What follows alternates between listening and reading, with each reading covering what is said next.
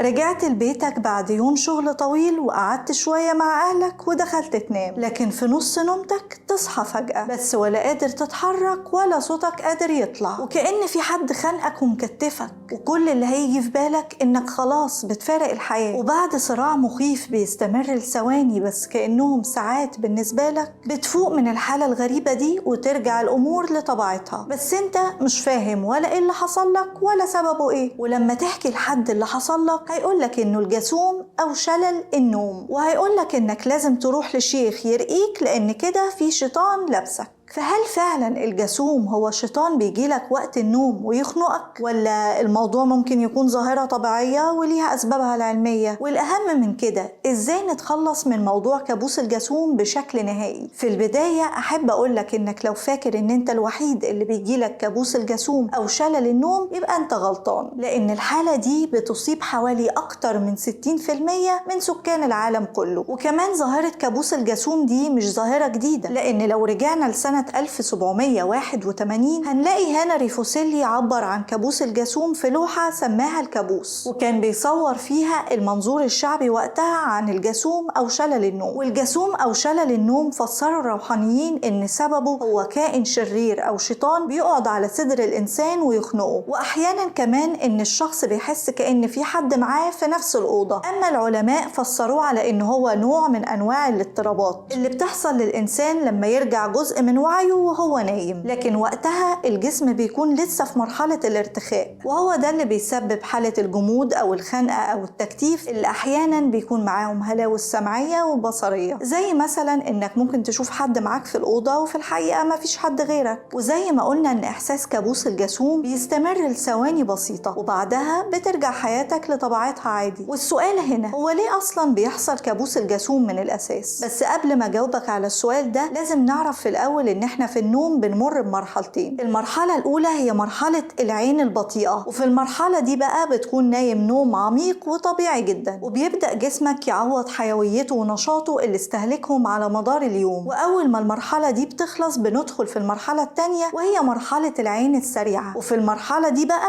بتبدأ تحصل المشاكل، وده لأنك بتحلم فيها بالأحلام الغير واقعية. يعني مثلا إنك تحلم إن أنت بتنط من فوق عمارة، أو مثلا تحلم إن أنت بتطير، وأثناء الأحلام دي بتبدأ عينك تتفاعل مع الحلم بشكل سريع قوي. وأكيد لاحظت الموضوع ده على حد من أهلك وهو نايم، إن عينيه وهو مغمضها بتتحرك بسرعة جدا. بس تخيل بقى لو اتفاعلت بجسمك كله مع الحلم مش بعينك بس، في الحالة دي بقى هتبقى في كارثة، لأنك لو حلمت إن أنت بتنط في الحلم من فوق عمارة هتلاقي نفسك بتعمل كده فعلا في الحقيقة. عشان كده في المرحلة دي العمود الفقري بيبدأ يفرز مادة بتشل حركتك وتفصلها وانت نايم تماما، وده طبعا عشان ما تتفاعلش بجسمك كله مع الحلم اللي انت بتحلمه. بس المادة دي ما بتقربش لعضلات العين ولا بتقرب للحجاب الحاجز، وده طبعا عشان تقدر تتنفس. هترجع تقولي دلوقتي الكلام ده كله ايه علاقته بالجاثوم؟ هقولك طبعا ان الكلام ده كله ليه علاقة بالجاثوم، لانك لو صحيت في المرحلة التانية اللي الجسم فيها بيفرز مادة الاسيتايل كولاين اللي بتشل الجسم كله علشان ما تقدرش تتحرك وتتفاعل مع الحلم وانت نايم، اللي ساعات كمان المادة دي المخ ما بيقدرش يوقف تأثيرها، فساعتها هتلاقي نفسك ان انت مش قادر تتحرك او تقوم من على السرير، وساعات كمان مش هتقدر تتكلم ولا صوتك هيطلع مع انك شايف كل حاجة حواليك. وطبعا هنا الاحساس بالخوف هيزيد عندك، فهيبدأ جسمك يفرز كمية كبيرة من الادرينالين، وكمان اجزاء من مخك هتبدأ تتلخبط، وده اللي بيعمل هلاوس سمعية وبصرية احيانا، زي انك تشوف حد حواليك وهو اصلا مش موجود، او ممكن تسمع ان في شخص بيكلمك او بينده عليك وده كله مش حقيقي. بس ايه اصلا سبب اضطرابات المخ اللي بتسبب الجاثوم؟ هنا بقى العلماء رجعوا السبب لكذا نقطة. اول حاجة هي تغير مواعيد النوم بشكل مستمر، يعني مرة تنام بالليل ومرة تنام الصبح، وكمان انك تنام على ظهرك لمدة طويلة جدا من غير ما تتقلب لا يمين ولا شمال، وطبعا كتر الضغوط النفسية اللي بتسبب القلق والتوتر، وكمان انك تاخد ادوية اكتئاب ومهدئات بكميات كبيرة من غير استشارة الطبيب، وشرب كميات كبيرة من المنبهات زي الشاي والقهوة وكمان الكحوليات. ولو عايز تبعد عنك شلل النوم أو الجاثوم يبقى لازم تبعد عن النقط دي كلها، وأحلام سعيدة.